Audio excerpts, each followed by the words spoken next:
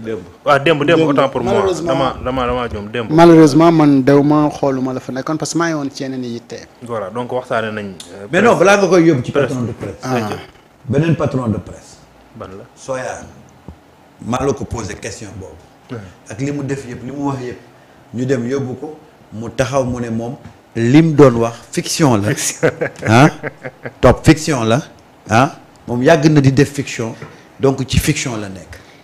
donc comment tu peux analyser le comportement de quelqu'un qui se dit patron de presse. alors nañu jël patron de presse bi def ko ne lee avant d'être patron de presse tu es sénégalais am nga ab responsabilité dans ton pays mais xam nga ne Soya est-ce que xam nga ne c'est l'ami intime de Mame Mbaye Niang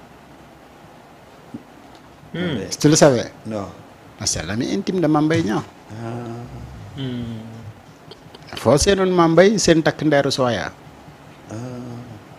donc ñoom ñaar xamante nañ lu bëri quoi. donc ci yu bëri yu Mame Mbaye doon nekk it Soya xam na ci. léegi donc tey bu lay wax dafa nekkoon ci fiction léegi ñëwal indi Mame Mbaye dendal ak moom nag. yaa ngi comprendre li may bëgg a wax sax. waaw vas-y. xam nga que le joué na fiction ba yàq candidature Ousmane Sonko. rapport amul son ami ba dernière minute. waaw rapport am na. français bi nag wala tubaab bi mooy wax. qui se semble. qui se ressemble s'assemble. alors kële def na fiction am. ci ay rapport bu mu toog weddi ci fiction am ba xañ candidature Ousmane Sonko. kii si manque de responsabilité am kuy toog di bind en tant que responsable et tu te dis être un homme de média. de surcroît un patron de presse. lépp looy bind si sa mur ak foo ko mën ci bind di muy am sa signature warul nekk luy caaxaan. mën na nekk ay dure vérité mën na nekk une information très sensible mais que ça soit quand même lu nga xamante ni ku ko lire dina xam ne kii li mu wax dëgg la. te boo ñëwee bay taxaw ci attaquant bi mais assume tes responsabilités mais ci fiction la nekkoon. man je suis producteur cinéma. kon kay yow la waroon jokkool. man sama qualité de producteur. mais je ne le dis pas. ci li nga xamante ni dama ko wax ma ne non dama doon scénariser mais fii amul scénario. il faut que nag ce pays yooyu mu jeex. mais que ne les gens assument leurs responsabilités. ah oui. que quand tu prends tes engagements surtout ñu xam la nga am engagement politique. ba pare nekk de journaliste. nga wax ne da ngay taas xibaar bind ci sa Facebook ñu laaj la nga ne da nga doon def fiction. en fiction. et depuis kañ la fiction di am ci page Facebook. yabaater. doy na waar. maintenant nag jëlal Soya indi Mame Mbaye teg. après tu comprendras. même tabac même pipe. waaw. je rappelle que Soya fait l'objet d'un retour de parquet. waa ji nee na ma 6 mooy 9. waaw. il sera à nouveau conduit devant le parquet muy mercredi. et puis selon des sources de Sénégal ñu ne le procureur de la République pourrait demander l'ouverture d'une information judiciaire afin d'identifier et d'interpeller toutes les personnes impliquées dans cette affaire jugée très sensible. waaw du fiction la nekk. donc tey dafay fanaanaat ca commissariat ba. waaw ci fiction la dana yeggali fiction yam ba ca commissariat ba de bañ xam film bi yëpp lan la. non mais dëkk bi dafa bëri cinéma quoi. non dañuy yabaate. ba mu xam scénario bi fan la ko. non dañuy yabaate. mais c'est ça dañuy. c'est pas des gens qui assument. dañuy def moo tax bi ma waxee léegi ni c'est l'ami de Mame Mbaye Niang. non c'est l'ami intime de Mame Mbaye. c'est des gens yoo xam ne. dañuy wax li ñuy wax te ñeme wuñu assumer.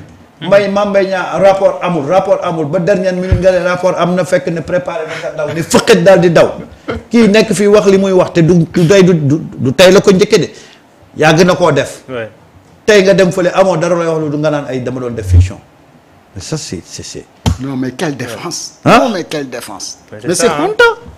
dañuy wax li ñuy wax boo leen yóbboo ci. mais ça c'est honteux. ñu wane gis nañu le cas de. mais il faut assumer góor yàlla day ñemee assumer ay responsabilités am.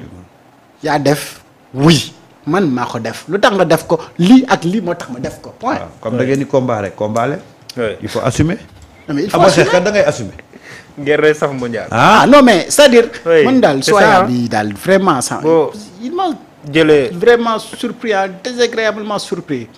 waay wallaay dama foogoon au moins il assumerait ses responsabilités. duñ mës a assumer. Ah non mais non. On a vu le cas xam de Bassirou Fofana moom tamit. xam nga ce demee ba affaire yi. ce qu'il faut éviter non toog dana ci ñëw. dégénéré. toog dana ñëw ci moom mais xam nga ce qui li gën a bon. mooy il faut éviter d'être lâche. moi ça je l'appelle lâcheté. gis nga quand tu combats. quelqu'un da nga koy combattre à visage découvert nga assumer mais di toog ci say ay page Facebook di gaaruwaale nit ku baax moomul gaaruwaale. ñii nekk ci tey ci pouvoir bi seen ay morom lañ. ba ñuy opposé wu dañoo wàcc ci terrain bi di avancer à visage découvert. di wax di assumer seen li ñuy wax. yéen bu ngeen bëggee opposé wu wàcc leen ngeen def ni ñuy def waaye di bind ci ay Facebook tuñ waxee nga ne dama doon fiction. ça c'est de la lâcheté. C'est de la lâcheté. À la fin même il manque de crédibilité. Non mais. Oui. Après doo comprendre quoi c'est-à-dire après tu comprends pas. Oui. C'est-à-dire aujourd'hui ceux qui prennent la parole ou ceux qui écrivent. Dans l'espace public. C'est quoi le but l'objectif ci li ñuy bind ak li ñuy wax. C'est pour mentir, pour nuire, pour salir, pour construire ou pour faire quoi? Non, juste. génn ci construire. génn ci construire. construire taxu leen jóg. li waa ji doon wax ci woykat ba moom la war a wax rek. waxkat bi ak bindkat bi. wax bu jibee yeddul yeetewul amul njëriñ.